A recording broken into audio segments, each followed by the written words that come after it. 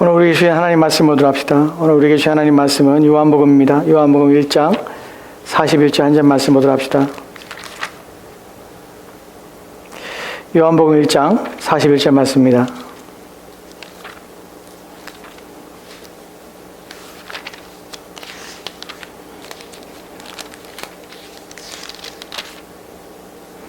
요한복음 1장 41절 말씀, 우리 한 절 말씀 우리 찾은 줄 알고 우리 같이 함께 읽도록 합시다. 요한복음 1장 41절 말씀입니다. 같이 읽겠습니다. 시작. 그가 먼저 자기의 형제 시몬을 찾아 말하되 우리가 메시아를 만났다 하고, 메시아는 번역하면 그리스도라. 아멘. 백성들아, 시시로 그를 의지하고 그의 앞에 마음을 토하라. 하나님은 우리의 피난처시로다. 하나님이 한두 번 하신 말씀을 내가 들었나니 권능은 하나님께 속하였다 하셨도다. 주여 인자함 주께 속하였사오니 주께서 각 사람이 행한 대로 갚으심이니이다. 아멘. 아멘. 우리 주신 말씀에서 같이 기도하도록 합시다. 하나님, 시시로 우리의 마음을 주께 토하며 하나님의 은혜 앞에 나아가 주의 긍휼과 자비하심을 구하게 도와주옵소서. 이 시간 주 앞에 서서 하나님 말씀을 듣고자 합니다. 우리에게 지혜의 마음을 주시고 우리의 심령을 열어 주의 말씀에 귀를 기울게 하시고 우리의 마음이 주님을 향하게 도와주옵소서. 주님을 알아 우리의 마음의 믿음과 또한 신앙을 온전케 하시고 주님을 추구하여 우리의 마음이 평안과 위로를 얻게 도와주옵시고 주님을 신뢰함으로 복된 소망이 우리 가운데 넘쳐나게 도와주옵소서. 이 시간 주님을 찾고 구하는 자들 가운데 하나님의 풍성하신 은혜가 넘치기를 소망하며 감사드리며 우리 주 예수 그리스도로 기도합나이다. 아멘.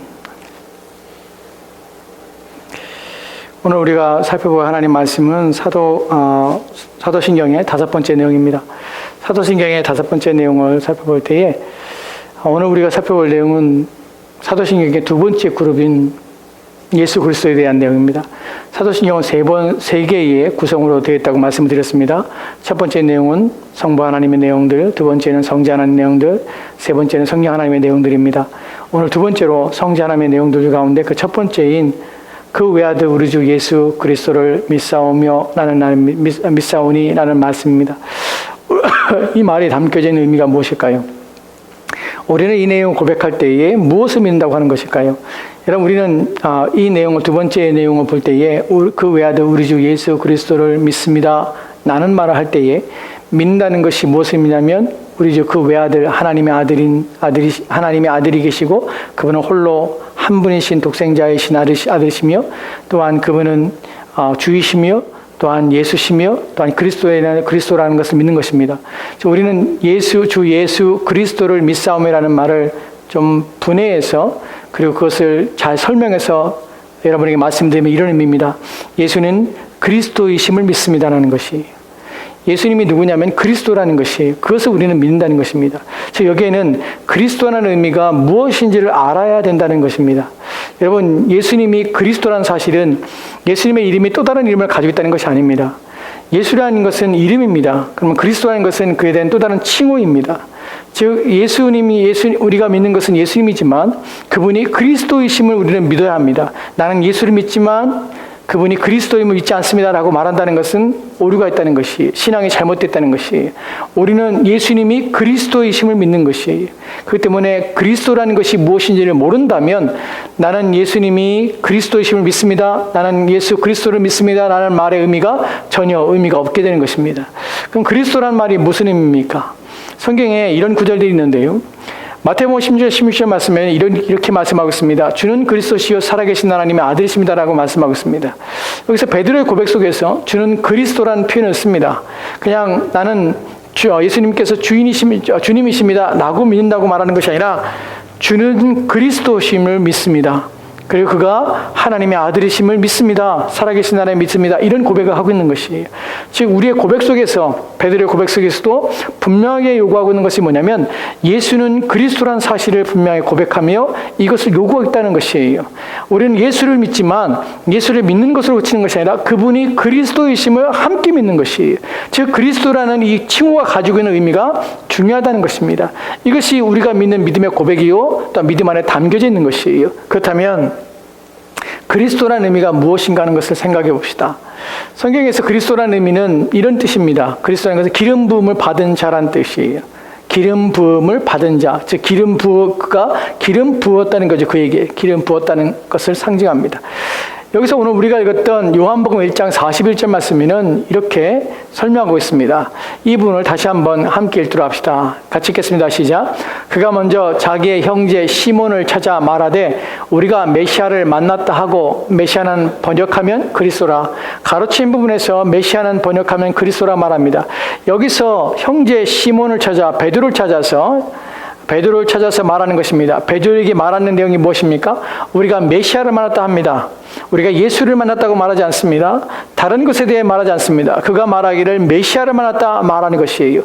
메시아는 다른 말로 번역하면 그리스도라는 것이에요.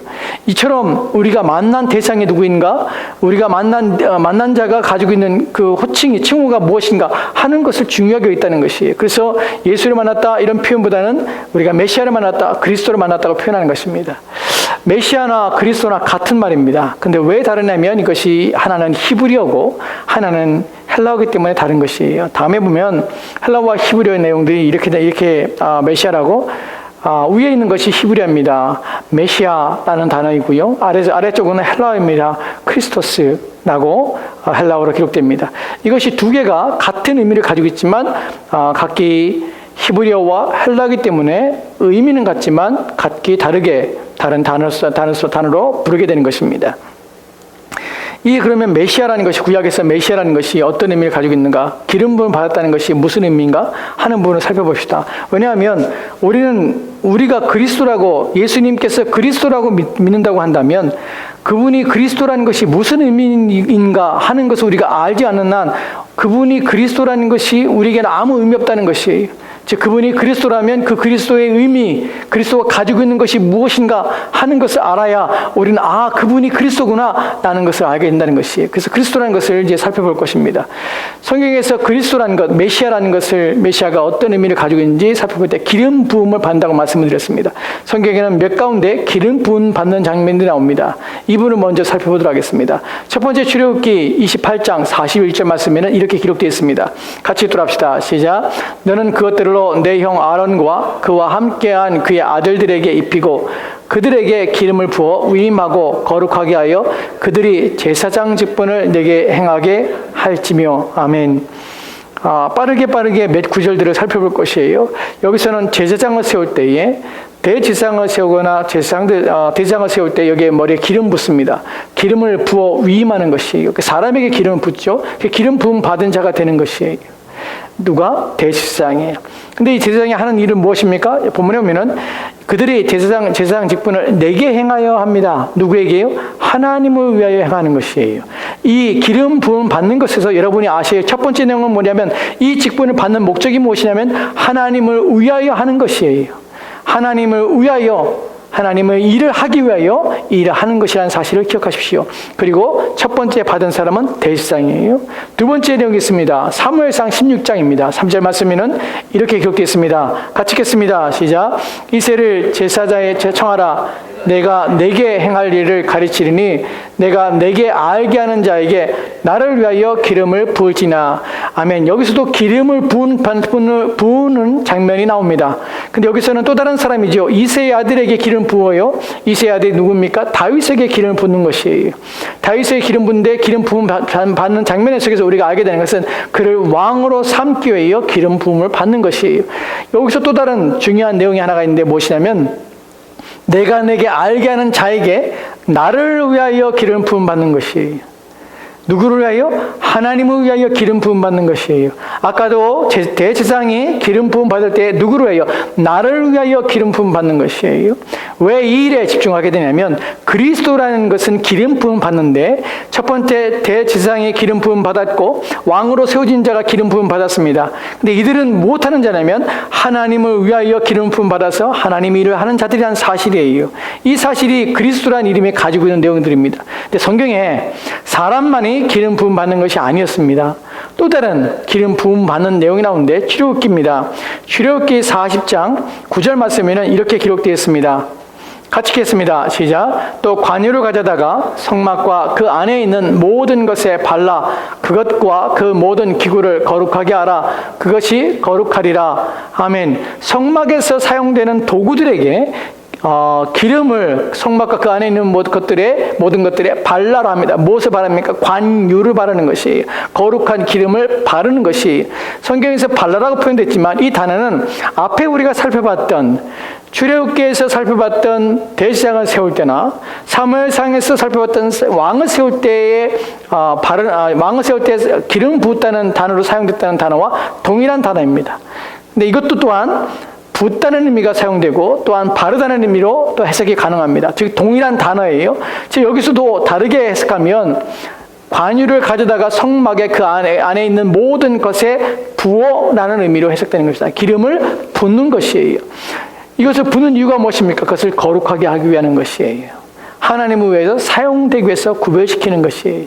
즉 그리스도라는 이름이 가지고 있는 것 가운데 중요한 것이 뭐냐면 하나님을 위하여, 하나님의 일을 하기 위하여 기름 부음 받으며 그 기름 부음 받는 것은 구별되는 것이고 그것은 어떤 직분을 받는 것이고 또한 어떻게 하나님을 위해 사용되는 도구로서 쓰여진다는 사실을 우리가 알게 되는 것이, 거기에는 대제사장 또한 왕 또 한 사람이 선지자라는 직분들을 받을 때에 이러한 기름 부음을 받게 됩니다. 이제 우리가 살펴볼 내용은 기름 부음 받는다는 것이 의식인가 하는 부분이에요. 이것을 해서 도대체 내가 대제사장으로 세워질 때에, 왕으로 세워질 때에, 선지자로 세워질 때에, 또한 어떤 특별한 성막에서 사용되는 하나님의 제의에 사용되는 도구들의 기름 부음 받는 것, 이것이 나타내는 참된 의미, 이것이 담고 있는 의미가 무엇이냐니, 왜 기름이어야 되는가 하는 부분이죠. 그리고 그것은 단순히 의식에 그치는가 행위에 그치는가 하는 부분이에요. 이것이 기름 부음 받는다는 것이 상징하며 이것이 내포하고는 온전한 의미는 무엇인가 하는 부분이 우리의 관심이 대상이 됩니다. 이제 우리가 알 것은 무엇이냐면 왜 그러면 기름 부음 받는 것이에요. 그냥 그 행위 자체가 의미를 가지냐는 것이죠. 아니면 또 다른 의미가 있는가 하는 부분이에요.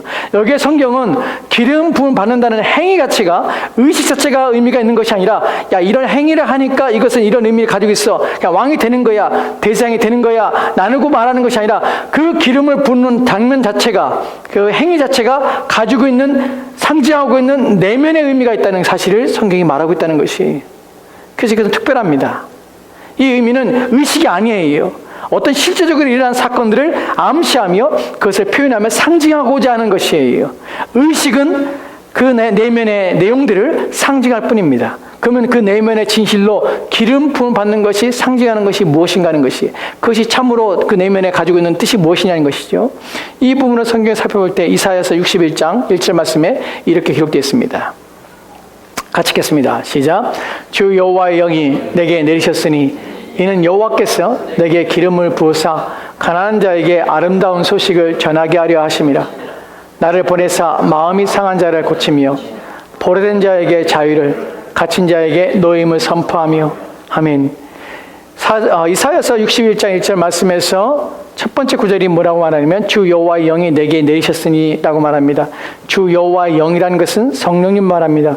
성령 하나님이 내게 임하셨습니다, 내게 내리셨습니다 라고 합니다. 근데 이것이 그 다음의 내용 속에서 이것이 무슨 의미로 구약이 어떻게 표현되고 어떻게 나타난지를 드러내고 있는데, 이것이 의미하는 것은 무엇이냐면 여호와께서 내게 기름을 부으사라는 표현으로 쓰고 있다는 것이에요. 즉 여호와의 영이, 성령 하나님이 누구에게 내린 것은 무엇을 말하면, 이것이 상징하는 것은 바로 기름 부음을 받는 것이 실제적으로 무엇을 나타내는 것이냐면 여호와의 영이, 즉 성령이 내게 임하신 것을 기름 부으는 의식 속에서 이것이 담겨져 있고 들어있다는 것을 나타낸다고 하는 것입니다. 즉 우리는 앞서 살펴봤던 대제사장, 왕, 선자가 기름 부음 받는 것은 의식이 아니라 이것은 사실은 여호와의 영이 내게, 그 사람에게 내린다는 것을 상징하는 것이고 그것을 의식 속에서 담고 있는 것이라는 사실이에요. 즉 내가 기름 부음 받을 때에 기름이 흐르는구나, 내 머리에 기름이 떨어지는구나 나는 것이 아니라, 그로 말미암아서 이 의식 속에서 나는 왕으로서, 대제사장으로서, 선지자로서, 또한 거룩하고 구별된 도구로서 이렇게 사용되는 것이 아니라 성령이, 하나님의 성령이 내게 임하시는구나 하는 것을 나타낸다는 것이, 그것을 더 보여주는 것이 무엇이냐면 아까 우리가 읽었던 사무엘상 16장 3절 이후에 13절 말씀이 이렇게 기록된 것을 우리가 보게 되는 것입니다. 사무엘상 16장 13절 말씀입니다. 같이 들어갑시다. 시작. 사무엘이 기름 얼병을 가져다가 그의 형제 중에서 그에게 부었더니 이날 이후로 다윗이 여호와의 영에 크게 감동되니라. 사무엘이 떠나서 라마로 가니라. 아멘. 실제적으로 일어난 일이 무엇이냐면 사무엘이 다윗에게 기름을 부었습니다. 기름을 붓고 나서 어떤 일이 발생하냐면 그의 형제 중에서 그에게 부었더니 이날 이후로 다윗이 여호와의 영에 크게 감동되니라. 여기서 여호와의 영은 누구입니까? 성령 하나님이시죠. 성령 하나님이 그에게 임하여서 그의 마음을 감동하시는 것입니다. 즉 여기서 우리가 알게 되는 것은 그리스도 기름 부음을 받았다는 의미가 무엇이냐면 단순히 임명되었거나 위임되었거나 라는 차원이 아니라 성령 하나님의 충만하심을 받은 자라는 것을 우리가 상징하게 되는 것이에요. 그 상징인 그 또 다른 의미 속에서는 성령 하나님의 충만의 받음으로 그가 그리스도라는 기름 부음 받는 자라는 그 역할이 가지고 있는 그 기능이 가지고 있는 대제사장, 왕, 선지자 역할을 감당하는 자, 그 일을 하는 자, 누구를 위하여? 하나님을 위하여 라는 것을 우리가 알게 되는 것이. 여기까지 우리는 그리스도에 대해서 전반적인 내용들을 살펴봤습니다. 이제 실제로 우리가 예수는 그리스도심을 믿습니다 라는 것에서 예수님께서 그리스도인가 하는 부분이에요. 그리스도가 그런 직분을 가지고 있다면, 그리스도가 그런 일을 하는 자라면 정말 예수는, 우리가 믿는 예수는 그리스도십니까? 라는 고백이에요. 우리는 사도신경을 고백할 때에 그 외아들 우리 주 예수 그리스도를 믿습니다라고 하는데 나는 정말 예수님이 그리스도신가 하는 것을 어떻게 믿을 수 있는가 하는 부분이죠. 우리는 확실하게 이해를 가지고 믿는 것이에요. 왜냐하면 이것은 헛된 입술의 고백이 아니라 그냥 주술과 주문을 외우는 것이 아니기 때문에 그래요. 그렇다면 정말 그리스도가 예수신가, 예수는 그리스도신가 하는 부분을 살펴봐야죠. 이제 신약에서 이 부분을 좀 살펴보겠습니다. 누가복음 4장에 보면 4장 18절 19절 말씀에 이렇게 기록되어 있습니다. 같이 읽겠습니다. 시작. 주의 성령이 내게 임하셨으니 이는 가난한 자에게 복음을 전하게 하시려고 내게 기름을 부으시고 나를 보내사 보레된 자에게 자유를, 눈먼 자에게 다시 보게 함을 전파하며 눌린 자를 자유롭게 하고 주의 은혜의 해를 전파하게 하려 하심이라 하였더라. 하면 누가 하신 말씀이냐면 예수님께서 자신에게 하시는 말씀이에요. 내가 누구인가 하는 부분에서 스스로 이렇게 고백하시는 것이에요. 주의 성령이 내게 임하여. 이 구절이 어디 있었습니까? 이사야서 61장 1절 말씀이 있었던 구절이에요. 이것을 인용하시는 것이, 그리고 이 일이 지금 일어나고 있다는 것이 누구를 통하여서? 내 자신을 통하여 일어나고 있다는 것이에요. 즉 그분은 누구십니까? 그리스도라는 것이에요. 예수님은 그리스도시라는 것이에요. 하나님의 성령이 예수님께 임하여서, 그래서 어떤 일이 벌어집니까? 그분의 사명이 무엇입니까? 그리스도가 가지고 있는 직분과 해야 될 일이 무엇입니까? 가난한 자에게 복음이 전파되는 것이에요. 복음을 선포하는 것이에요. 그리고 또한 본문에서 내게 기름 부으사 나로 포로된 자를 자유롭게 하고요, 눈먼 자에게 다시 보게 함을 전파하며 눌린 자를 자유롭게 하고 주의 은혜의 해를 전파하게 하려 함이라. 사실 그리스도가, 예수님께서 그리스도는 사실 어떻게 믿냐면 그분이 전하시는 복음을 통하여 그분은 복음을 선포하셨고요, 전하셨어요. 누구에게? 가난한 자들에게. 어떤 가난한 자들에게? 심령이 가난한 자들에게 복음을 전하셨습니다. 그 듣는 자들이 그 복음을 듣게 되는 것이에요. 그래서 눈이 뜨게 되는 것이에요. 그리고 눌린 자가 자유케 되는 것이에요. 이 일이 누굴 통하여 일어났습니까? 예수님을 통하여 일어난 것이에요. 우리가 예수님을 그리스도라고 믿는 이유가 무엇입니까? 그분의 행하신 일들이, 그분이 하신 모든 일 통하여서 그분이 그리스도심이 드러나게 된 것이에요. 그래서 우리가 아까 읽었던 요한복음 1장 41절 말씀에서 시몬이 가서 안드레에게 말하는 것입니다. 오라, 우리가 메시아를 만났다는 것이에요. 그가 그리스도라는 것이에요. 왜냐하면 그리스도는 이런 일을 하는데 그분이 바로 이런 일을 하고 있다는 것이에요. 이 일에 대하여 신약성경에서 더 많은 것들로 우리를 증명해 줍니다. 사도행전 10장 38절 말씀에는 이렇게 기록되어 있습니다. 같이 읽읍시다. 시작. 하나님이 나사렛 예수에게 성령과 능력을 기름 붓듯 하였으며 그가 두루 다니시며 선한 일을 행하시고 마귀에 눌린 모든 사람을 고치셨으니 이는 하나님이 함께 하셨습니다. 아멘. 우리가 믿는 예수님께서 단순히 예수님이 아니라 예수라는 이름을 가지고 있는 것이 아니라 그분이 그리스도라는 사실을 어떻게 믿는가 하는 부분에서 사도행전 10장 38절 말씀에서 베드로가 이렇게 말합니다. 그분은 어떤 사람이냐면 하나님이 나사렛 예수이신 예수에게 성령과 능력을 기름 붓듯 하셨다는 것이에요. 즉 그분은 성령과 능력을 기름 부부터 가져서 가득가득 채워져서 즉 기름 부음을 받은 자라는 것이에요. 누구요? 그리스도라는 것이에요. 그래서 두루다니며 선한 일을 행하시고 마귀에게 눌린 모든 자를 고치셨으니 듣지 못하는 자, 보지 못하는 자, 또한 눌린 자, 이 모든 자를 자유케 하셨다는 것이에요. 누가 하는 일입니까? 그리스도가 하는 일이에요. 그래서 이분이 누구냐면 나사렛 예수는 누구냐면 그리스도라는 것이 이것을 증명하는 것이에요. 우리는 이러한 사실들이 후에 우리가 살펴볼 내용 속에서 왜 이것이 중요한지를 여러분이 기억하셔야 합니다. 이것은 참으로 중요한 고백입니다. 여러분이 예수를 믿지만 그분이 그리스도라는 사실을 믿지 못한다면 여러분은 참된 믿음을 가진 것이 아닙니다. 여러분은 예수님이 그리스도라는 사실이 가지고 있는 엄중한 또한 이 내용이 얼마나 중요한지를 여러분 생각하셔야 합니다. 우리는 예수님께서 그리스도임을 믿습니다. 그분이 그리스도라는 사실 때문에 우리는 거기서 위로를 얻고요. 그 사실 때문에 우리는 격려와 또한 소망을 가집니다. 그분이 그리스도가 아니라면 우리는 그분을 믿을 이유가 없는 것이에요. 그리스도라는 이름 앞에 이 모든 것이 담겨져 있는 것이 그 부분을 또 하나 살펴볼 것입니다. 이제 하나 더 신약에서 말하고 있는 내용들 속에서 사도행전 2장 23절 말씀에 베드로는 이렇게 또한 말을 합니다. 같이 봅시다. 시작. 하나님이 오른손으로 예수를 높이심에 그가 약속하신 성령을 아버지께 받아서 너희가 보고 듣는 이것을 부어주셨느니라. 아멘. 너희가 보고 듣는 것을 부어주셨느니라. 누가요? 그리스도께서 부어주셨다는 것이에요. 왜 그럴 수 있죠? 그분은 어떤 분입니까? 아버지께서 성령을 그에게 부어주셔서 성령이 충만하여서 그분 또한 그분을 믿고 다른 자들에게 성령을 부어주실 수 있는 분이라는 사실이에요. 이것이 말하는 중요한 의미는 우리가 예수를 믿을 때에 그분은 무엇을 하시냐면 우리 가운데 성령이 충만하신 분이기 때문에 우리에게 그 성령을 부어주셔서 우리 또한 그 성령을 통하여서 이제 하나님의 자녀로 또한 그 하나님 믿는 자로 하나님 앞에 설 수 있다는 것이 우리의 눈을 떠서 이제 우리가 죄인임을 발견하게 되고 또한 우리가 그래서 우리가 하나님을 믿어야 되고 또 하나님을 의지하며 죄의 사함과 또한 깨끗함을 받아야 되고 우리가 이해하고 깨닫게 되는 것이 누구 통하였느냐면 바로 예수님께서 그리스도라는 사실 때문에 그분이 그리스도였기 때문에 이것이 가능하였다는 사실이에요. 이 부분을 좀 더 살펴볼게요. 여러분 이제 우리는 중요한 부분의 내용들이 이제 앞에 서게 됩니다. 이제 우리는 예수님께서 그리스도이구나. 첫 번째는 우리가 그리스도가 무엇인가 하는 부분을 살펴봤고요. 두 번째는 예수님께서 그리스도라는 사실이 성경에 증명되었고 입증되었으며 그것이 사실임을 알게 되었습니다. 이제 우리가 살펴볼 내용은 이제 그분이 그리스도가 우리 가운데 실질적으로 하시는 것이 무엇인가 하는 부분이에요. 그가 이루신 것은 무엇이고 또한 지금도 하시고 계시는 것은 무엇이고 이제 이후에까지 다 이룰 수 있을 것은 무엇인가 하는 부분이에요. 왜 이 부분이 중요하냐면 여러분 사도신경의 내용들은 실제적인 것입니다. 제가 실제적으로 말씀을 드리는 것은 이것은 고백으로 우리의 신앙의 고백으로 그냥 드리고 끝나는 것이 아니에요.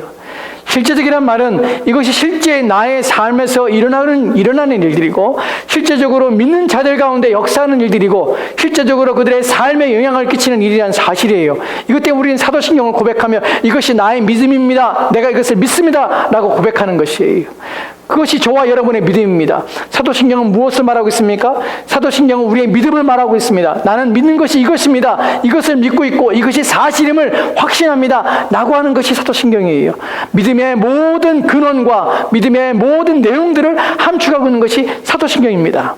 그렇기 때문에 우리가 믿는다고 할 때에 우리의 믿음의 내용들이 그 안에 담겨져 있고 그 담겨진 내용들이 우리가 믿는 내용들일 뿐만 아니라 그것이 우리의 삶과 우리의 실제적인 우리의 삶에 영향을 미치고 또 우리의 삶을 만들어가며 우리의 삶을 이끌어간다는 것입니다. 이것이 사도신경 안에 담겨져 있는 중요한 메시지예요. 근데 아무도 거기에 관심을 가지지 않죠. 이것은 그냥 고백이고 또한 이것은 우리가 암기할 내용이고 또 내가 실제적으로 살아가는 데 있어서는 사도신경은 아무런 도움이 되지 않는다고 생각하는 것이에요. 이것이 오늘날 사람들이 가지고 있는 믿음의 한계고 그래서 아무런 영향력과 실제적으로 내가 믿는 것이 지금 현실 생활 속에서 내게 아무런 효력을 갖지 못하는 상태입니다. 이것이 우리는 경건의 능력을 체험하지 못하고 사는 현대 그리스도인들의 연약함이죠. 내가 믿는다고 고백하는 것과 실제 삶에서 내 삶에서 그 믿음이 내게 효력을 미치고 내게 영향을 전혀 미치지 못하고 사는 것이. 그 우리는 믿는 대로 살지 않아요. 왜냐하면 그것이 효력이 없다고 믿어지거든요. 나는 하나님 믿어. 그렇다면 그 하나님이 지금 내게 어떤 역할을 하고 어떤 일들을 하고 어떻게 영향을 미치는데 거기에 대한 감각이 없어요. 경험들이 없습니다. 그냥 하나님 믿는 것에 만족하는 것이, 믿는다는 말에 만족하는 것이죠. 그리고 부인합니다. 하나님에 대한 능력을 부인하는 것이죠. 그 사람들은 경건의 모양은 있지만 경건의 능력은 체험하지 못합니다. 그 사람들은 우습게 얘기를 해요. 이런 사람들을 보면 종종 저는 비웃 속에서 좀 비웃음과 또한 속에서 화가 나고 또한 속에서 속상한 마음이 들 때가 있습니다. 하나님 믿는데 자기 믿는다 고백하지만 근데 실제적으로 이 삶 속에서 하나님이 능력이 있으심에 대하여 아무도 고백하지 않고 그것에 대해 확신하지 못하는 것이, 내가 하나님을 믿고 내가 그리스도 예수를 믿는다는 것이 그 사람의 인생에서 그 사람의 삶에서 아무것도 영향력이 없는 것처럼 행동한다는 것이, 말도 그렇게 하고 행동도 그렇게 합니다. 여러분 그렇지 않아요. 우리의 믿음은, 우리가 가지고 있는 믿음은 어떤 형상이나 형상학적이거나 또한 이상적인 것이 아니에요. 그 실제적으로 우리의 삶에 영향을 미칩니다. 왜냐하면 그분은 살아계신 분이기 때문에 그래요. 오늘 우리가 지금 살펴보고 있는 이 내용도 마찬가지입니다. 하나님은 살아계십니다. 예수님은 그리스도십니다. 그 그리스도로서 그분은 지금도 일하고 계시다는 것이, 그것을 우리는 믿는다고 고백하는 것이, 그것이 없다면 우리가 예수를 믿어야 할 이유가 무엇입니까?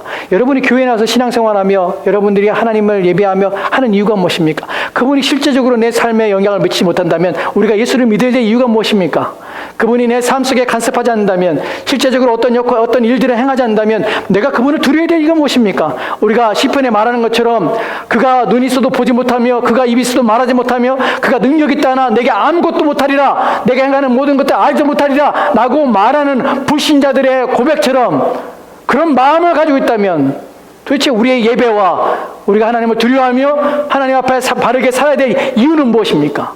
아무것도 없다는 것이. 그런데 오늘날 그런 사람들이 참으로 많다는 것이 하나님의 능력을 부인하는 것입니다. 삶 속에서 하나님에 대하여 경외감을 가지지 않고 사는 것이. 그럼 자기들은 난 그리스도이라고 말을 해요. 웃기죠. 자기 속으로도 얼마나 부끄러울지 그것을 알지 못하고 사는 것이죠. 그렇지 않다는 것이에요. 우리의 신앙은 실제적입니다. 우리가 믿는 것은 살아계신 하나님 믿는 것입니다. 그 부분에 대하여 그리스도십니다. 우리는 그리스도를 믿습니다. 라는 부분에 대하여 하이데베르 교리문답에서 그리스도를 믿습니다라는 것이 무엇을 의미하는지를 이렇게 말하고 있습니다. 내용이 좀 깁니다. 이 부분을 하나씩 좀 천천히 읽으면서 여러분에게 이 내용의 의미가 무엇인지를 말씀을 드리도록 하겠습니다. 같이 천천히 읽도록 합시다. 같이 읽겠습니다. 시작. 그분은 성부 하나님부터 임명을 받고요, 성령으로 기름 부음 받으셨기 때문입니다. 그분은 우리의 큰 선지자와 선생으로서 우리의 구원을 위한 하나님의 감추인 경영과 뜻을 온전히 계시하시고 우리의 유일한 대제사장으로서 그의 몸을 단번에 제물로 드려 우리를 구속하셨고 성부 앞에서 우리를 위해 항상 간구하시며 또한 우리의 영원한 왕으로서 그의 말씀과 성령으로 우리를 다스리시고 우리를 위해 획득하신 구원을 누리도록 우리를 보호하시고 보존하십니다. 아멘. 본문에 보면 하이데베르 교리문답에서 우리가 그리스도를 믿습니다라는 의미가 무엇인지 이렇게 설명하고 있습니다. 첫 번째 문단을 좀 볼게요. 성부 하나님으로서 임명을 받았습니다. 그렇습니다. 그리스도는 기름 부음 받았는데 누구로부터요? 성부 하나님부터 기름 부음을 받은 것이에요. 성령으로 기름 부음을 받으셨기 때문입니다. 그리고 성령으로 기름 부음을 받았기 때문에 우리는 그분을 그리스도로 합니다. 이제 첫 번째, 두 번째, 세 번째 내용이 중요한 내용들이 있습니다. 이제 그리스도가 하시는 일들이에요. 이 부분에서 우리가 생각할 것은 그분이 했던 일이 무엇이고 그분이 하시고 있는 일이 무엇이고 그분이 또한 하실 일이 무엇인가를 생각해 보는 것이. 여기에는 세 가지 중요한 내용인데 그리스도라는 것은 기름 부음 받은 자. 누가 기름 부음 받았는가? 첫 번째 본문에서 보면 여기서 보면 선지자, 두 번째 제사장, 세 번째 왕이 기름 부음 받은 것이에요. 이것을 우리는 그리스도의 삼중직이라고 합니다. 예수님이 그리스도라면 그리스도는 세 가지의 직위를 받은 자라는 것이에요. 무엇을 받은 자? 선지자로서 또한 제사장으로서 왕으로서의 직위를 받아서 그 일을 누구로 하여? 하나님을 위하여 이 일을 행하는 자라는 것이에요. 이제 우리가 하나씩 그 내용을 좀 살펴보다 합시다. 우리가 첫 번째 살펴볼 내용은 첫 번째 선지자에 대한 내용입니다. 우리 같이 돌아갑시다. 시작. 첫째는 그분은 우리의 큰 선지자와 선생으로서 우리의 구원을 위한 하나님의 감추인 경영과 뜻을 온전히 계시하신다고 합니다. 아멘. 여기면은 선지자입니다. 그분은 큰 선지자여 선생으로서 우리를 구원을 위한 하나님의 감추인 경영과 뜻을 온전히 계시하신다고, 그것을 우리에게 가르치고 교훈하신다는 것입니다.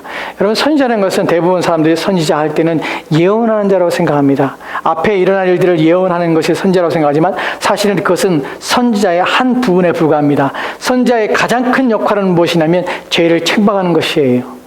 그리고 사람들을 교훈하는 것이에요. 사람들을 가르치는 것입니다. 무엇으로? 하나님 말씀으로. 이것이 선지자들이 가지고 있는 가장 큰 직분이에요. 우리는 그것을 빼놓고 우리는 선지자를 논할 수가 없습니다. 그래서 구약의 선지자들은 대부분 뭐 하는 사람이냐면 책망하는 것이에요. 죄를 드러나게 하는 것이에요. 그들의 잘못됨에 대하여 꾸짖으며 그들을 하여금 돌아오게 하는 것이에요. 이것이 선지자들이 하는 일입니다. 그리스도께서 선지자의 의미는 무엇이냐면 그분 하나님 말씀을 가르치실 뿐만 아니라 하나님 말씀을 밝히 알리시고 보이시고 나타내시는 일을 하신 것입니다. 또한 그 하나님 말씀을 가진 말씀을 통해서 그 죄를 드러나게 하시고 우리 안에 감추인 것들을 밝히 드러내사 우리의 허물과 우리의 죄가 이제 하나님 앞에 드러나 우리를 하여금 죄 사함 받도록 하나님께로 우리를 인도해 가시는 것이, 이것이 선지자로서의 그리스도의 사명이고 그리스도의 역할이었습니다. 그분은 오셔서 천국 복음을 선포하셨습니다. 그리고 그분은 오셔서 우리의 연약함과 또한 우리의 모든 상함에 대하여 깨닫게 하시고 알게 하셨습니다. 그리고 하나님 말씀으로 고침받으며 치유받도록 우리에게 격려하시고 또한 우리를 인도하셨습니다. 또한 그분은 우리를 교훈하셔서 우리를 하여금 어떻게 사는 것이 옳은 것인지, 우리에게 필요한 것이 무엇인지를 깨닫게 하시고 또한 가르쳐 주었습니다. 이것이 선지자로서 그리스도가 하신 일들이에요. 이에 대하여 성경 구절 하나를 보도록 하겠습니다. 요한복음 8장 12절 말씀입니다. 같이 읽겠습니다. 시작. 말씀하여 이르시되 나는 세상의 빛이니 나를 따르는 자는 어둠에 다니지 아니하고 생명의 빛을 얻으리라. 아멘. 예수님께서 본인은 뭐라 말씀하시냐면 세상의 빛이라고 말합니다. 세상의 빛이라는 것은 생명을 얻게 하는 지혜라고 이해할 수 있습니다. 생명을 얻게 하며 또한 생명을 소유하게 하며 또한 영원한 생명 가운데 살 수 있게 하시는 것이에요. 빛이라는 것은 어둠을 몰아내는 것입니다. 성경에 빛이라 말 때 이것은 지혜로 말하고 진리로 말할 수 있습니다. 이해할 수 있습니다. 즉 예수님께서는 자신을 통해서 하나님 말씀을 전하고 가르치시고 교훈하고 책망하심으로 우리로 하여금 하나님 말씀 앞에 깨닫게 해서 이제 진리를 알고 깨닫게 해서 영원한 생명을 얻게 하시는 것입니다. 우리가 그리스도께서 우리의 교사라는 것은 과거에 2000년 전에 오셨을 때에 그때만 그분은 선지자로서 우리를 가르치고 교훈한 것이 아니라 지금도 성경을 통하여서 성경을 읽고 또한 성경을 통하여서 하나님 말씀을 듣고자 하는 자들 가운데 지금도 교훈하시는 것이에요. 우리는 지금 무엇을 듣고 있습니까? 무슨 말을 듣고 있습니까? 그분의 가르침을 듣고 있는 것이에요. 그분이 자신에 대해 말씀하신 것을 들은 것이에요. 본인을 그리스도라 소개하시고 또한 그리스도 통하여서 하신 그 내용들을 우리가 듣고 깨닫는 것이에요. 지금도 예수님께서는 성령을 통해서 하나님 말씀을 듣고자 하는 자들 가운데 또 하나님 말씀을 깨닫고 있는 자들 가운데 교훈하시고 또 책망하시며 우리의 마음에 역사하신다는 것이에요. 우리가 주는 그리스도십니다. 또는 우리가 예수는 그리스도를 믿습니다. 라는 것은 무엇을 믿냐면 그분은 지금도 나를 가르치고 계십니다라는 것이에요. 그분은 지금도 내 안에서 책망하시고 하나님 말씀으로 나를 교훈하십니다. 라는 것을 믿는 것이에요.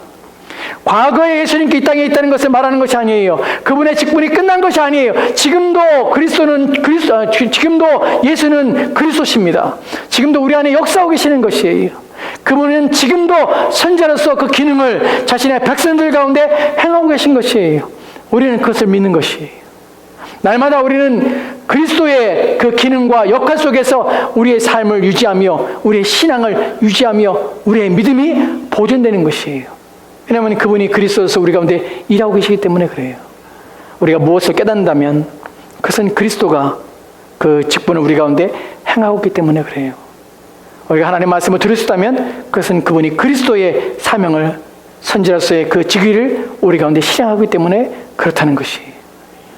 여러분이 예수는 그리스도이라고 고백할 때마다 그분이 지금도 나를 가르치시고 그분이 지금도 나를 교훈하고 있다는 사실을 믿어야 하는 것이. 이거 첫 번째, 그분이 선지자의 사명을 받았다는 내용입니다. 두 번째, 제사장의 내용을 보도록 합시다. 둘째, 제사장의 내용들을 함께 읽도록 합시다. 시작. 둘째는 우리의 유일한 대제사장으로서 그의 몸을 단번에 제물로 드려 우리를 구속하셨고 성부 하나님 앞에서 우리를 위해 항상 간구하시는 직분과 그 사역을 하신다고 합니다. 아멘. 우리의 유일한 대제사장이십니다. 우리의 유일한 대제사장으로서 그분의 몸을 단번에 제물로 드려서 우리를 구속하셨습니다. 여러분, 구약에 있는 대제사장과 신약에서 예수님께 대제사장과는 대제사장의 직위는 같지만 그 직위의 역할과 그분이 하신 일들은 다르다는 사실 아십니까? 구약의 대제사장은 뭘 하는 사람입니까? 백성들 앞에서 백성들을 대표해서 쓴 사람이에요. 하나님 앞에서 백성들을 대표해서 쓴 사람입니다. 선지자는 뭐 하는 사람입니까? 선지자는 백성들 앞에서 하나님을 대표해서 쓴 사람이에요. 선지자는 하나님 앞에 서서 하나님을 대표해서 우리 가운데 서서 말씀하는 자예요. 대제사장은 우리 편에 서서 우리를 위하여 우리를 대신해서 하나님께 나가는 자예요. 근데 구약의 대제사장은 뭐 하는 사람이 어떻게 제사를 드렸습니까? 그는 짐승을 끌고 와서 그 짐승을 잡아 하나님께 드렸던 사람입니다. 그러나 예수 그리스도는 어떻게 하셨습니까? 그분은 짐승을 선택하여 그 짐승을 죽임으로 그 피를 뿌려 우리의 죄를 사하게 하신 것이 아니라 자기가 스스로 제물이 되셔서 자기를 죽게 하시면 아마 자기의 거룩한 피로 우리를 깨끗하게 하신 분이십니다. 이것이 다른 것이에요. 우리는 예수님이 그리스도신 믿습니다. 나를 위하여 자기 자신을 제물로 드려 그 피로 나를 깨끗하게 했다는 것을 우리는 믿는 것이에요. 또한 그리스도는 그것만 아니라 이러한 일들을 하시며 두 가지 내용이 있는데, 첫 번째로 같이 합시다. 첫째는 시작. 대제사장의 역할은 하나님과 백성을 화목케 하는 입니다. 둘째는 대제사장은 사람들을 대신하여 중재 역할을 합니다. 여러분, 그분이 하셨고 하시고 계시다는 사실을 기억하십시다. 하나님과 백성을 화목하게 합니다. 두 번째로는 우리를 대신하여 중재 역할을 하신다는 것이에요. 여러분, 십자가에서 그것이 성취되고 끝난 것이 아니에요. 우리는 예수를 믿습니다 할 때 과거의 예수를 믿는 것이 아니에요. 예수 그리스도를 믿습니다. 그분이 그리스도이심을 믿습니다 할 때 과거에 2000년 전에 십자가에 죽으신 예수, 그분을 믿고 끝나는 것이 아니에요. 그분은 지금도 우리 가운데 대제사장으로서 역할을 감당하며 그 일을 하고 계시다는 것이에요. 여전히 그분은 우리와 하나님과 화목되게 하시는 일을 하고 계십니다. 그것이 이루어졌지만 그 일이 지금도 우리 가운데 일어나고 있는 것이에요. 일에 대하여 우리가 요한일서 2장 2절 말씀 보도록 합시다. 같이 읽겠습니다. 시작. 그는 우리 죄를 위한 화목제물이니 우리만 위할 뿐 아니요 온 세상의 죄를 위하심이라. 아멘. 화목제물로 됐답니다. 본문에서 화목제물의 의미는 무엇이냐면 하나님의 손상된 거룩하심을 만족시켜서 회복하는 일들을 한다는 것이, 누가요? 바로 예수 그리스도가 하신 것이에요. 지금도 그리스도께서는 우리 마음에 어떤 마음을 이루시냐면 대제사장으로서 우리와 하나님과 화목하도록 우리의 마음이 하나님께 향하도록 인도하시며 우리를 앞에 서서 우리의 연약함을 하나님께 고백하며 우리를 긍휼히 여겨주시기를, 또 우리의 불쌍히 여겨주시기를, 우리의 죄를 가려주시기를, 용서해 주시기를 끊임없이 하고 계시는 것이에요. 그것은 예수님께 십자가에 달려 죽으시다는 말이 아니에요. 그 효력이 지금도 우리 안에서 역사하도록 일하신다는 것이에요. 지금도 우리의 죄를 사함받는 이유가 무엇입니까? 그리스도의 그 피가 우리의 죄를 끊임없이 사하기 때문에 그래요. 두 번째로 히브리서 7장을 보도록 합시다. 히브리서 7장 25절 말씀입니다. 같이 읽도록 합시다. 시작. 그러므로 자기를 힘입어 하나님께 나아가는 자들을 온전히 구원할 수 있으니 이는 그가 항상 살아계셔서 그들을 위하여 간구하심이라. 아멘. 기억해 봅시다. 자기를 힘입어 하나님께 나아가는 자들을 온전히 구원할 수 있습니다. 그 능력이 있습니다. 왜 그렇게 하십니까? 그런 능력이 어떻게 가능합니까? 왜냐하면 이는 그가 항상 살아계시기 때문에 그래요. 지금도 살아계십니다. 지금도 일하십니다. 지금도 그리스도의 대제사장의 역할들은 지금 끝난 것이 아니라 아직도 그분은 대제사장으로서 우리 가운데 거셔서 우리를 위하여 일하고 계십니다. 무엇을 하십니까? 그들을 위하여 간구하십니다. 지금도 저와 여러분을 위하여 간구한다는 사실 아십니까? 지금도 그분은 끊임없이 대제사장으로서 우리를 편에 서서 우리를 위하여 간구하시며 우리의 허물과 우리의 죄를 덮으시며 끊임없이 하나님과 화목하게 해서 우리를 이끌어간다는 사실을 아십니까? 예수 그리스도를 믿는다는 것은 지금도 그리스도께서 대제사장으로서 나를 위하여 간구하시며 나와 하나님 사이를 중보하게 되는 사실을 믿는 것이에요. 지금도 우리는 그런 것을 필요로 하는 것입니다. 마지막 세 번째, 하나 마지막 내용 보고 마치도록 합시다. 세 번째 왕으로서입니다. 같이 읽겠습니다. 세 번째는 시작. 우리의 영원한 왕으로서 그의 말씀과 성령으로 우리를 다스리시고 우리를 위해 획득하신 구원을 누리도록 우리를 보호하시고 보존하신다고 합니다. 아멘. 왕으로서의 가장 중요한 직분이 그 일에 대해 책임과 무엇이냐면 통치와 또한 다스림, 보존입니다. 이것이 왕의 책무예요. 그리스도가 왕의 직분을 가졌다는 것, 예수님이 그리스도라는 것은 그분 우리를 통치하신다는 것이에요. 우리를 다스리십니다. 그리고 우리를 보존하십니다. 어떻게 보존하십니까? 그리고 그 일이 어떻게 가능합니까? 라는 부분에서 마태복음 21장 18절 말씀이 이렇게 기록되어 있습니다. 같이 읽도록 합시다. 시작. 예수께서 나와 말씀하여 이르시되 하늘과 땅의 모든 권세를 내게 주셨으니 아멘, 아멘. 그리스도가 어떻게 왕이 되십니까? 그리스도가 왕이 된 것은 어디에서 이루어진 것입니까? 그가 십자가에 달려 죽으심으로 말미암아서 사망의 권세를 폐하시고 또한 이 땅의 통치자들, 권세자들, 이 땅에 있는 것들을 권세를 다 멸하시고 그가 이제 온 세상의 왕이 되신 것이에요. 이제 우리의 구속주가 되신 것이에요. 그 땅의 모든 권세를 이제 그리스도께서 받으신 것이에요. 오직 그만이 우리를 다스리게 되는 것이에요.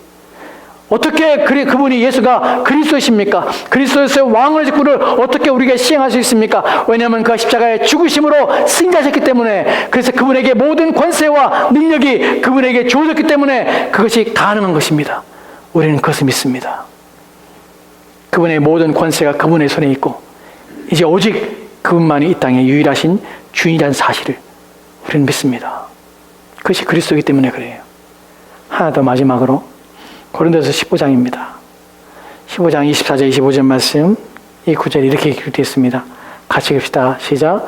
그 후에는 마지막이니 그가 모든 통치와 모든 권세와 능력을 멸하시고 나를 아버지께 바칠 때라. 그가 모든 원수를 그 발 아래에 둘 때까지 반드시 왕 노릇하시리라. 그분께서 오시는 그날에 그분께서는 자신이 왕이심을 완전히 드러내실 것입니다. 아직 그분이 오시지 않았기 때문에 여전히 우리 눈에는 세상이 왕인 것처럼 보이죠. 이 땅의 질서와 이 땅의 법과 이 땅의 제도가 왕인 것처럼 보입니다. 이 땅에 살아가는 사람들의 세상 이치와 또한 이 땅에 사는 자연 법칙들이 이 땅의 왕인 것처럼 보입니다. 왜냐하면 아직 그분이 나타나지 않았기 때문에 그래요. 그러나 우리는 보지 못합니다. 이미 그분은 이 세상을 통치하시고 다스리는 사실을 우리는 보지 못합니다. 그러나 보는 자들, 믿음의 눈으로 보는 자들은 이 세상에 이미 그리스도 예수의 통치 가운데 들어갔으며 그래서 모든 통치와 모든 권세와 능력이 멸해질 것을 그분이 오시는 그날에 그것이 사실임이 드러나게 될 것입니다. 그분이 왕이라는 사실이 오시는 그날에 확연히 보여지게 될 것입니다. 우리가 앞으로 일어날 일들은 무엇이냐면 그분의 통치가 진짜였으며 그분이 이 세상의 유일한 왕이셨다는 사실이 이제 드러날 것을 우리는 기대하고 있습니다. 왕으로서 그리스도께서는 지금 무엇을 하십니까? 우리를 지키고 계십니다. 우리를 다스리십니다. 그래서 우리로 하여금 이 세상 속에서 어떻게 살아야 할지, 이 세상 속에서 하나님의 진노와 심판 가운데 서지 아니하고 오직 하나님의 은혜와 긍휼 가운데 살도록 우리를 불러주시고 우리의 믿음을 잃지 않도록 우리를 지켜주시며 우리의 인도에 가고 계시는 것입니다. 지금도 그러하십니다. 우리는 그러한 그리스도를 믿고 있는 것입니다. 말씀 마치도록 합시다. 여러분, 우리는 사도신경에서 우리 주 예수 그리스도를 믿사오니 라는 말이 예수님은 그리스도입니다 라는 것을 고백한다고 말씀을 드렸습니다. 예수님은 그리스도십니다. 우리가 믿는 것은 예수만이 아니라 그분이 그리스도심을 믿는 것입니다. 그분은 선지자로서, 제사장으로서, 왕으로서 지금도 우리 가운데 일하고 계십니다. 이것을 믿는 것입니다. 여러분 믿습니까? 그분이 지금도 여러분의 선자로서 여러분을 가르치고 교훈하는 것을 믿습니까? 그분이 대제사장으로서 여러분과 하나님을 화목하게 하며 또한 여러분을 중재하며 여러분을 기도하는 것을 믿고 계십니까? 그분은 왕으로서 지금도 여러분을 다스리고 계시고 보존하고 지킨다는 사실을 믿습니까? 이 시대를 살아가며 이러한 어려움과 또한 이러한 위기 가운데 우리의 마음이 이 말씀을 통해서 위로가 되고 힘이 되는 이유는 바로 예수님께서 그리스도시기 때문에 그렇습니다. 부디 저와 여러분이 이 그리스도 예수를 믿는 그런 자들이 되었으면 좋겠습니다. 기도합시다. 하나님, 오늘 우리가